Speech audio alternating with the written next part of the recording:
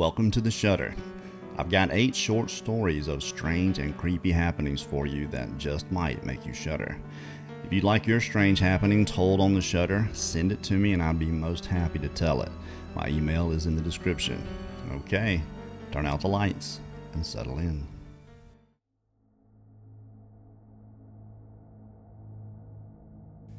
This happened to me last summer when I was back at my parents' house during the holidays. It was around 3 a.m. and I was in my room on my computer when I got a call from my sister. Now that was already a little bit weird since my sister's room was just down the hallway from mine and she could have just come in my room. I went to pick up and the call ended as soon as I reached the phone. I figured that she wanted to speak with me, so I got up and went to her room. As soon as I reached her door, she started screaming that someone was in the room with her, so I busted in, and of course, nobody was there. After she stopped crying, she told me that she woke up and saw a dark shadow just inches from her face. That's when she screamed. Once she calmed down, I told her that she called me. She told me that her phone is not in her room, and that she was sleeping. Sure enough, her phone was actually downstairs in her purse. The weird part is that I have the log of her calling on my phone, but she doesn't. Never managed to explain that one.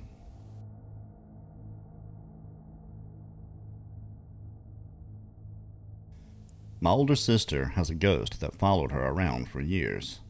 I lived with her once for about 3 months, and so much weird stuff happened in that time. All my sister would say to me when I mentioned it was that her ghost, quote unquote, didn't like me being there. Things like going to bed with everything locked up and switched off, and waking up in the morning with the back door open, lights on, and the electric stove switched on. One night, my sister and I were getting ready to go out, and I'd asked to borrow her liquid foundation.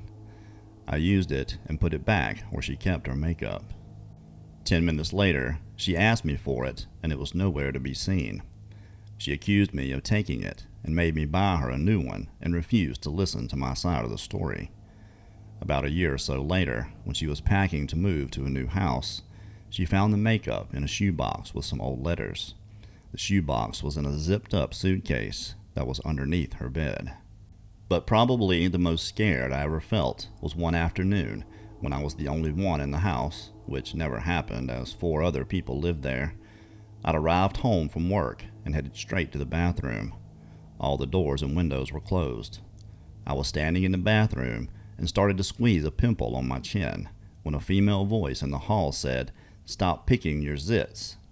It was loud enough and sounded real enough, and at the time I thought it was my sister. I laughed and jokingly told her to pound sand, then asked what she was doing for dinner. Got no answer. I stuck my head out into the hall and no one was there. I searched the house top to bottom and there was no one home. I sat on the front porch until someone else got home because I didn't want to be in there alone, and made sure I was never alone in there again.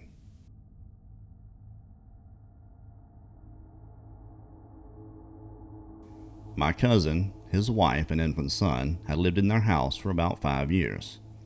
His wife left home to drop the baby off at daycare before work, but realized she had left her phone at home.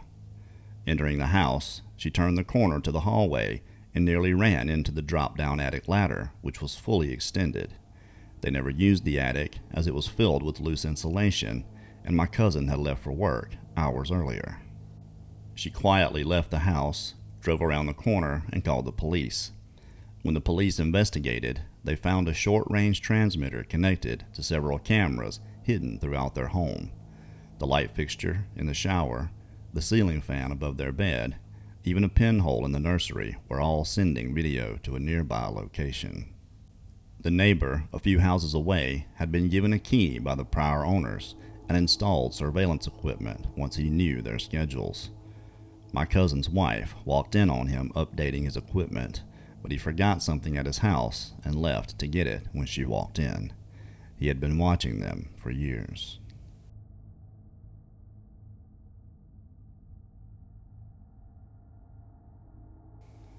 My then wife and I purchased a house from an old widow who had lost her husband a year before and decided she'd move to a smaller place. One night, about a month after moving in, we woke up in the middle of the night to find all our lights out in the house. We had not lost power. The living room lights that always leave on overnight had been turned off. The bathroom night light was removed and placed under the sink. The computer had been unplugged, and the monitor cord was unplugged and neatly folded on the desk. All the doors and windows in the house were unlocked, undamaged, and standing wide open. Our bedroom door was open, and the TV we always fall asleep to was turned off. Nothing was taken. Our cats were both hiding behind the refrigerator and stayed there for most of the next day. Whenever someone came and knocked at the door, our larger cat would start to growl and stare at the door from then on. She no longer does this since we've moved.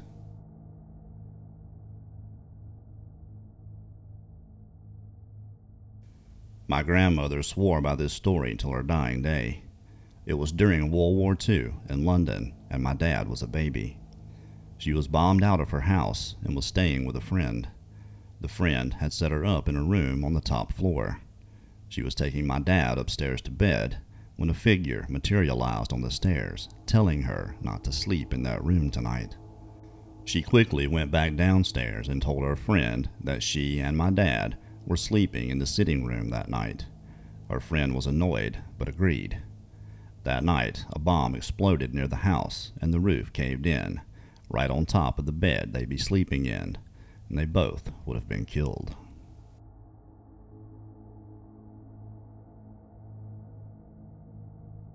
This actually happened to a friend of mine. She used to live in a different town when she was younger, and her closet had this strange door in the back of it.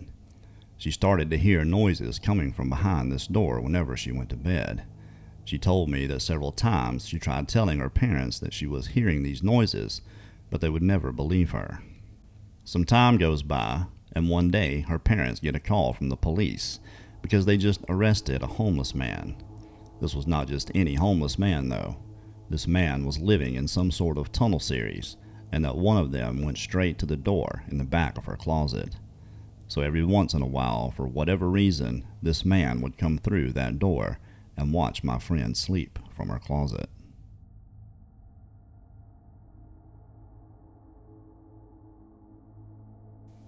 Back in the 70s, my grandfather dropped my grandmother, mom, and her two sisters off to do some shopping on his way to work.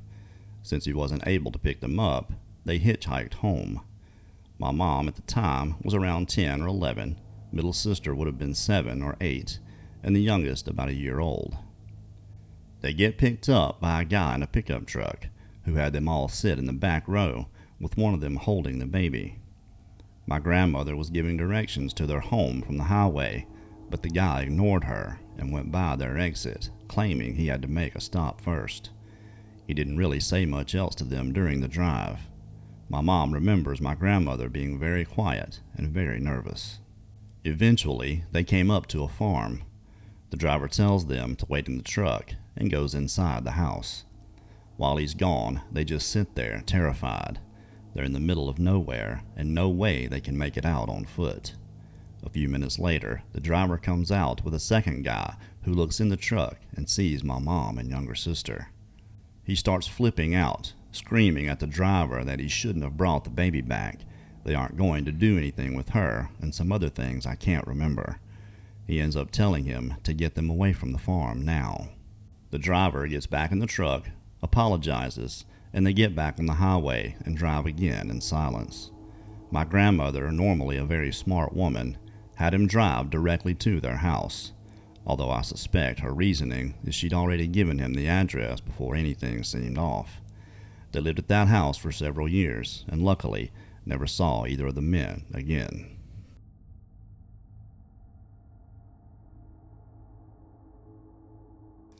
When I was 4 years old, my parents decided to take me on our first vacation. I was to start school the very next year, and we decided to visit my aunt, who lived a couple of provinces from us. We reached my aunt's place. Her house was a humble abode, a small living room, kitchen, and a bathroom with an upstairs. There were 2 bedrooms upstairs. I would take one, Mom and Dad would take the other, and my aunt and uncle would sleep downstairs on a pull-out couch.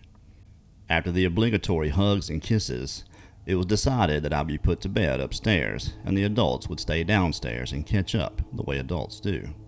The prospect of sleeping in a different bed was both exciting and a little strange. The bed was large, too large for such a tiny room, and had an ornate bureau with a huge mirror at the foot of it.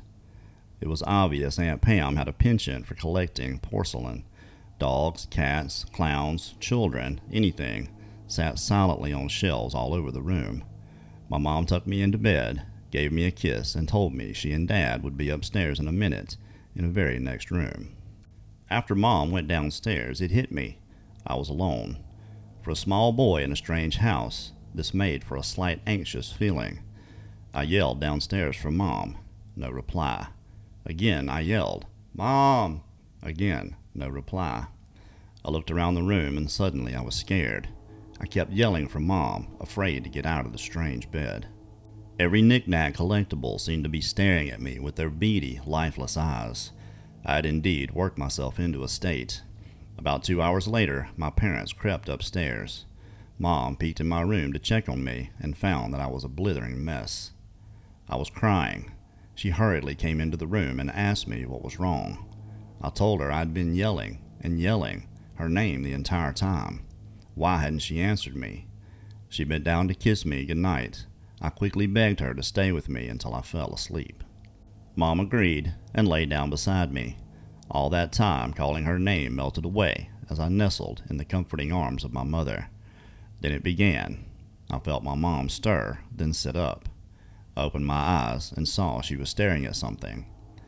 I sat up too. Then Mom put her arm out and said, "Michael, go to sleep." I ignored her comment and sat up anyway. We were both staring at the mirror at the foot of my bed. The mirror was undulating, rippling, if you will. It was distorting our image, like we were in some kind of amusement park funhouse. It was buckling before our very eyes.